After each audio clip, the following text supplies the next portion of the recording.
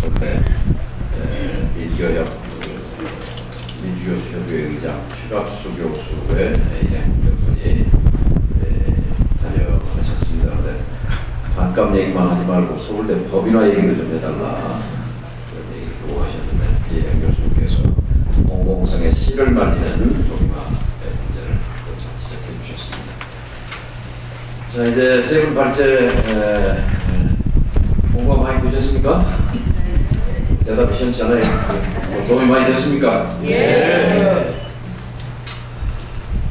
질문을 쪽지로 써주시면 소개해준다고 했는데 쪽지로 써주신 분이 없어서 넘기기로 하고 우리 슈레더 선생님 다른 일정 때문에 가셔야 될 것 같은데 그 독일 교육부에서 평생을 보내셨으니까 또 한국에 일본에도 공부하셨고 또 독일 교육부의 아시아 국장을 지내셔서 아마 이쪽의 현실도 보다 잘 비교 검증하실 수 있는 입장인 것 같습니다.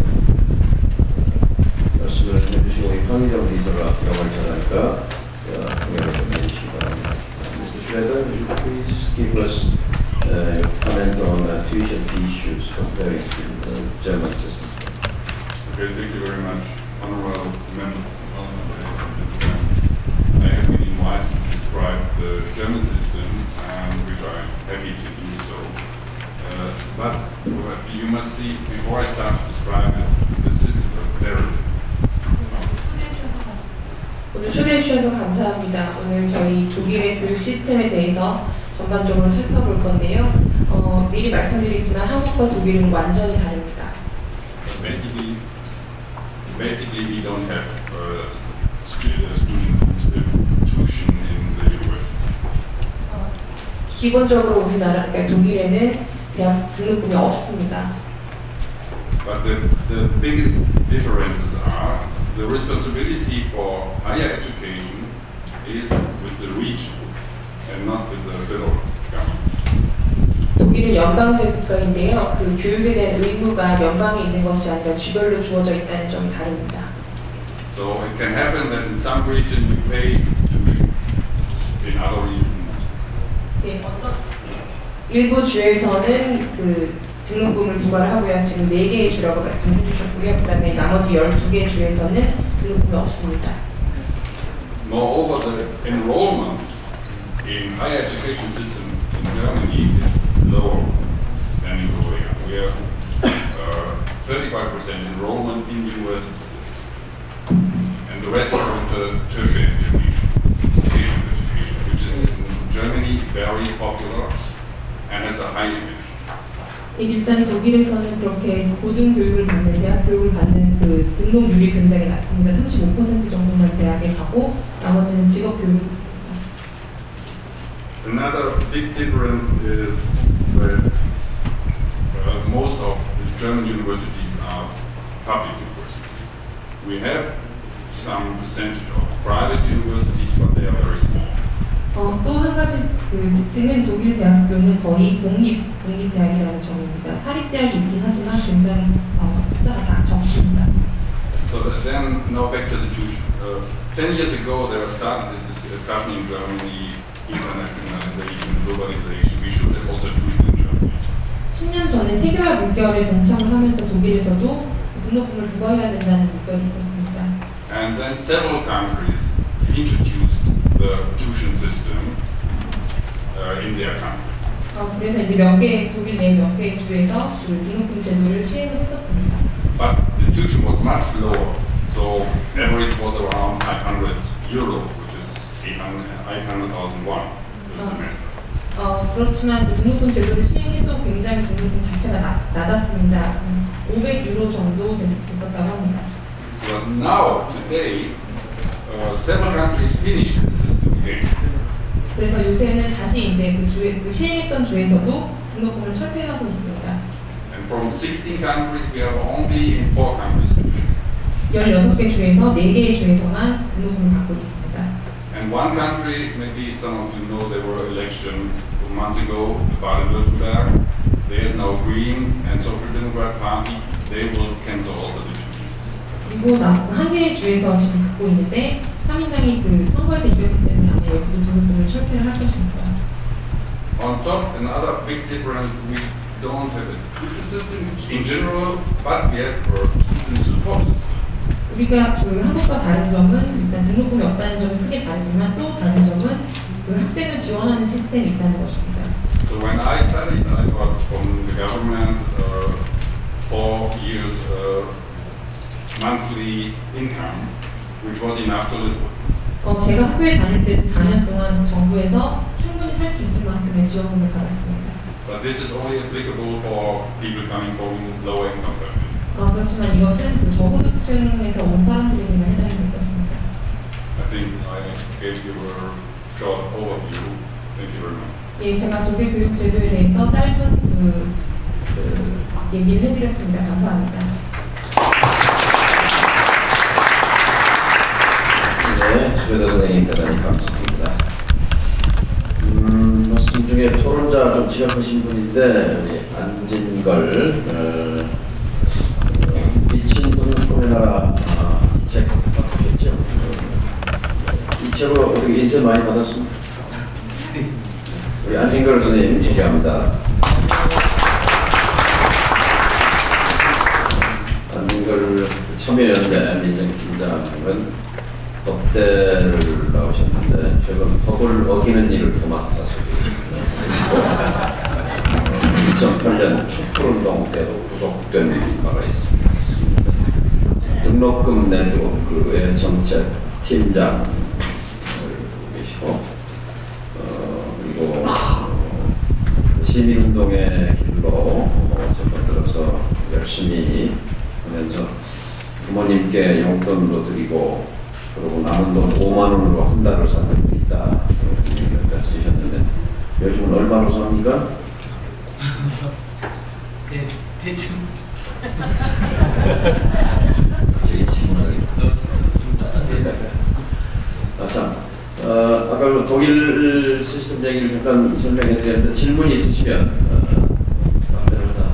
질문하시고 하시고 싶다는 얘기가 있습니다. 저기 박정희 교수.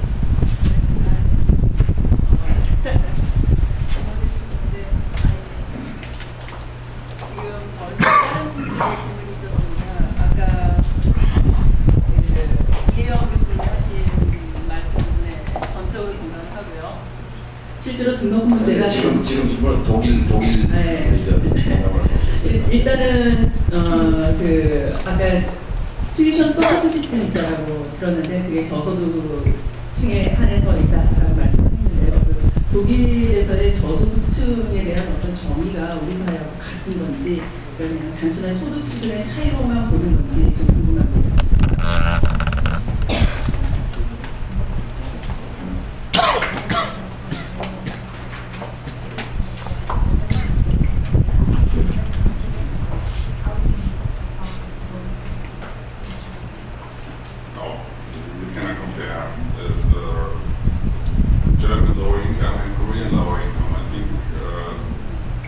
Say that 20% more or less of the students who apply will get this support. 20%, about 20%. 그 독일하고 우리나라의 저소득층이라고 하면 너무나 다르다고 합니다. 그리고 대학에 입학한 학생의 20% 정도가 그런 지원을 받을 수 있습니다. 네, 독일 얘기는 요 정도. 이제 우리 얘기로 다시 좀 돌아가겠습니다.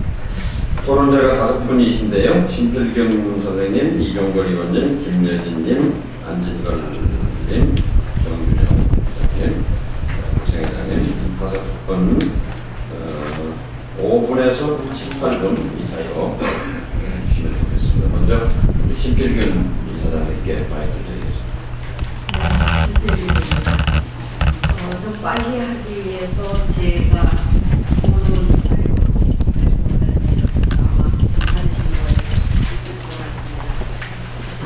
오늘 그 토론 주제는 토론회 성격은 안값 등록금을 어떻게 신속하게 실행할 것이며 그 이상을 넘어서 등록금 페이지 제도가 한국 사회에서 가능한가 이런 전체적인 데에서 오늘 발표하신 분들이나 토론자들이 이견적인 토론을 하는 것보다는 보완적이라고 생각을 합니다.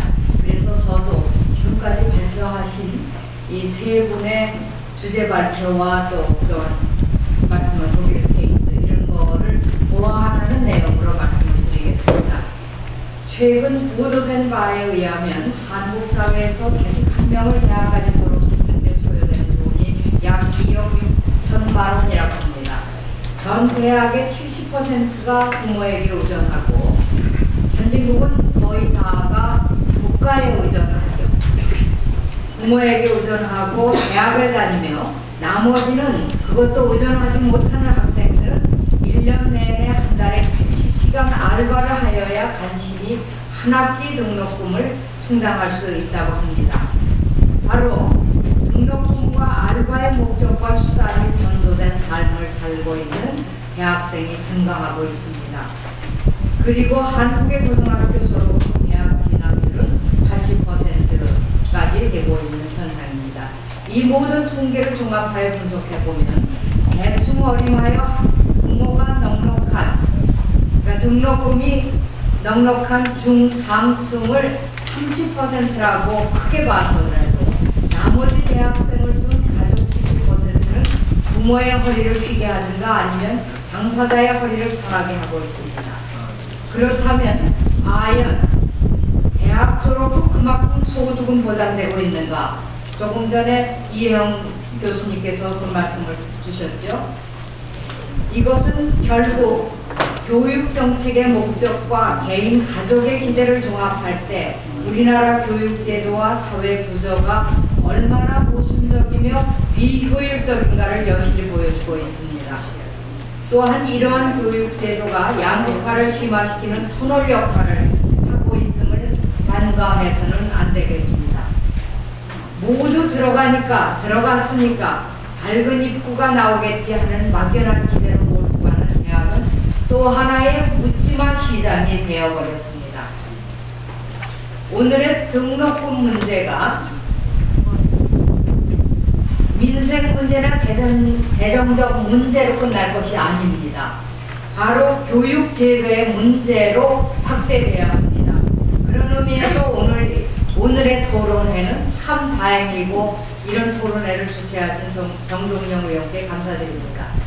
오늘의 주제 등록금 문제를 시작으로 고등교육의 근본 문제를 보다 포괄적으로 보고 해결하기 위해 저는 지금까지 나온 제안을 기반으로 해서 장기적으로 생각해야 할 두 가지의 관점과 세 가지의 대안을 제시합니다. 첫 번째 관점은 교육에 필요한 등록금은 국가, 사회가 책임질 때, 즉 사회 투자로 간주할 때 더 높은 사회 경제적 실효성을 창출한다는 관점입니다. 그 내용을 보면 대학 교육은 지속적으로 변화하는 사회와 밀접한 관계 속에서 한편으로는 사회 발전을 이끄는 지적 발달과 다른 한편 그 사회가 필요로 하는 인력 양성을 위한 공간이며 제도적 장치라야 합니다. 다 아시는 얘기입니다. 그리고 교육정책의 기본은 본인의 경제적 여건과 상관없이 올바른 지혜와 판단력을 구사할 수 있고 독립적으로 자기 생활을 영위할 수 있게 하는 밑거름의 의미를 두어 평등 사회를 일구는 수단이어야 합니다. 바로 교육이 경제의 도구가 되어서는 안 된다는 말씀입니다. 따라서 등록금 문제는 국민을 생각하는 정책 입안자 혹은 국정 운영자의 정치 철학의 물음이 되어야 합니다. 올바른 교육제도는 결국 양극화해서는 물론 민주주의의 성숙을 가져오는 기반이므로 모든 교육정책은 보편주의를 바탕으로 사회가 책임지는 제도라야 합니다. 바로 이런 관점을 바탕으로 서구 유럽이 교육제도를 만들고 있습니다. 조금 전에 독일의 교육제도는 물론 모든 다른 북부의 교육제도는 더욱이 이런 것을 바탕으로 등록금이 무상인 것입니다. 두 번째 관점을 말씀드리겠습니다. 그러나 바로 지금 그 주제 발표를 해주신 거 외에 보완적인 관점입니다. 재정적 논리와 더불어 반드시 수반돼야 되는